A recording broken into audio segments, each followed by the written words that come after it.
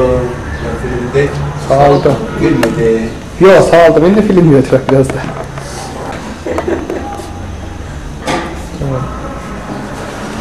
Ağrıkında adım da günlerim aile içerisinde. Aile esasıdır. Günlerim ayın 3. ayın biridir. 74.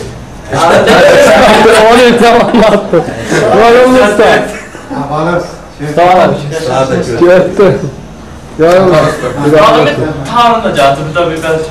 Ustadı. Bu da burada tarihine girmez o. Usta bir daha iftihar vereydin salaydınız da bize. Cadı'dan bir daha belki. Salmadım mı? Yok. Ama sen anlattın da. Ya o qəşəhbi. Yatımla ömrü axırınacan saxlayır. Soğuklarından vardı gelin zırhı. Asıl otur. Ağrım zaten. O ağrım. Usta dokunmayacaksınız. Sağ Doğrultuma hoca yapayaktan değil. İlden aydan bir şey dürbün getireceğim İşten buraya. sıktım ama. Çok koymurlar ki evde. Ha buradan diyeceğim bunu koyayım. Yazın, bilirsin sana ne diyeceksin dürbünü? Qaçaq Ben gəldi. çağırdım evlerin qabağından, pəncərədən atıb dürbünə şaya, özü gəlibdi. Sonra o cür. Sabıqa ben her şey O kənardan gəlib. var yaptı olmadı. Bundan müvazım olur. Bir belediye buna sahtışırlığı elemiyor. Kızım Ataniye yaptırdı. Sağ ol. Usta sen Allah bir daha iftihar verdin. Ele zaten saldım cenazede. Tanrı'na zahmet. Hemen saldım. Bir daha bir çağıracaktan ortama ahırdan. Ne ne daha? Ortama ahırda sen Allah. Bu her ana bakmışsın. Öyle abi açır diye. Ve Olmaz.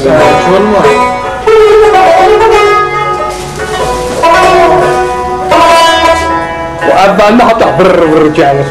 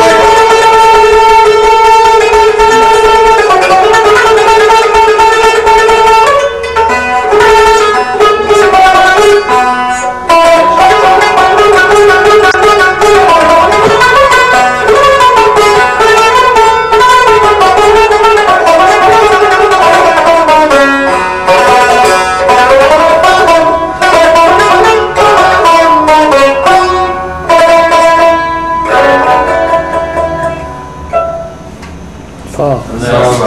Hafif de atalım daha iyi bitti. Yok kasasını bağırsan ne olur? Zor zor atın bir çarpı çal.